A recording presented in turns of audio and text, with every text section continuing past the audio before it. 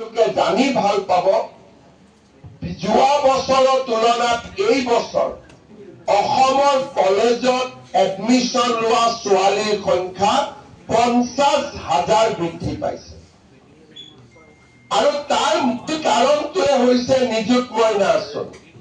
নিযুত মইনা আঁচনিয়ে আৰ্থিকভাৱে দুৰ্বল ছোৱালীসকলক এটা শক্তি দিছে যে দেউতা তুমি মোৰ পঢ়াৰ কাৰণে খৰচ কৰিব নালাগে, চৰকাৰে আমাক পঢ়ুৱাব। দেউতাক মাকেও ছোৱালীৰ পঢ়াৰ এডমিশনৰ পৰা নিযুত মইনালৈকে গোটেইখিনি হোৱাৰ পিছত স্বাভাৱিকভাৱে ছোৱালীজনীক সোনকালে বিয়া দিয়াৰ চিন্তা বাদ দিছে আৰু অসমৰ উচ্চ শিক্ষাৰ জগতখনত নিজৰ ল'ৰা ছোৱালীজনীক প্ৰৱেশ কৰাৰ বাবে প্ৰেৰণা যোগাইছে।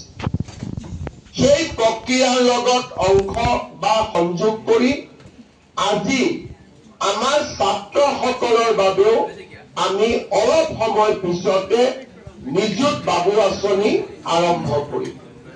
এই নিযুত বাবু আঁচনিত ডিগ্ৰীত যিসকল ষ্টুডেণ্টে নাম লগাব তেওঁলোকে ফ্ৰী এডমিশন পাব আৰু লগত কলেজ চলি থাকে 10 মাহ। 10 মাহৰ বাবে প্ৰতি মাহতে 1000 টকাকৈ চৰকাৰৰ পৰা লাভ কৰিব। এই ষ্টুডেণ্ট সকল যেতিয়া ফাৰ্ষ্ট ইয়াৰৰ পৰা ছেকেণ্ড ইয়াৰ যাব এই টকা তেওঁলোকে পায়েই থাকিব আৰু ছেকেণ্ড ইয়াৰৰ পৰা থাৰ্ড ইয়াৰ গ'লেও এই টকা তেওঁলোকে পাই থাকিব। মাত্ৰ এটা কণ্ডিশ্যন, ষ্টুডেণ্টজন উশৃংখল হ'ব নালাগিব আৰু নিয়মীয়াকৈ শ্ৰেণীত উপস্থিত থাকিব লাগিব। এই দুটা কণ্ডিশ্যনত আপোনালোকে প্ৰত্যেক মাহত 1000কৈ 3 বছৰৰ বাবে লাভ কৰিব।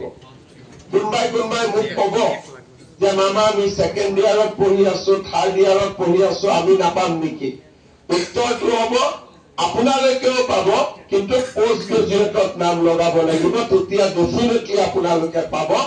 এই 2 বছৰ অপেক্ষা কৰিব লাগিব। নিযুত মইনাও আমি তেনেকৈ আৰম্ভ কৰিছিলো আৰু যিসকলে ডিগ্ৰী পাছ কৰি পোষ্ট গ্ৰেজুৱেটত নাম লগাব তেওঁলোকক আমি 2 বছৰৰ বাবে মাহত 2000 টকাকৈ আমি দি যাম। কিবা কাৰণত অহা বছৰসমূহত যদি আমাৰ আৰ্থিক শক্তি বাঢ়ে আমি এই স্কলাৰশ্বিপৰ পৰিমাণো বঢ়াই লৈ গৈ থাকিম। মই বিশ্বাস কৰোঁ যোৱাবাৰ যেনেকে ছোৱালী 50,000 এডমিশন বৃদ্ধি হ'ল, এই আঁচনিৰ ফলত নিশ্চয় ল'ৰাৰ এডমিশনো 50,000 আৰু বৃদ্ধি হ'ব।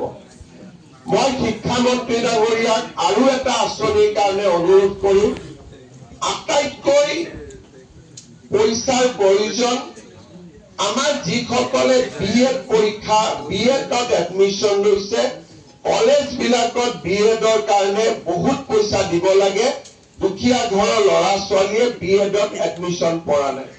গতিকে বিএড ষ্টুডেণ্টৰ কাৰণে আমি এটা স্পেচিয়েল নিযুত মইনা আৰু নিযুত বাবু আৰম্ভ কৰিব লাগে, যাতে কলেজৰ ফিজখিনি ল'ৰা ছোৱালীয়ে দিব পাৰে। দুখীয়া ল'ৰা ছোৱালী যাতে বিএড পঢ়াৰ পৰা বঞ্চিত হ'ব নালাগে, এই দিশটো আমি নিশ্চিতভাৱে লক্ষ্য কৰিম।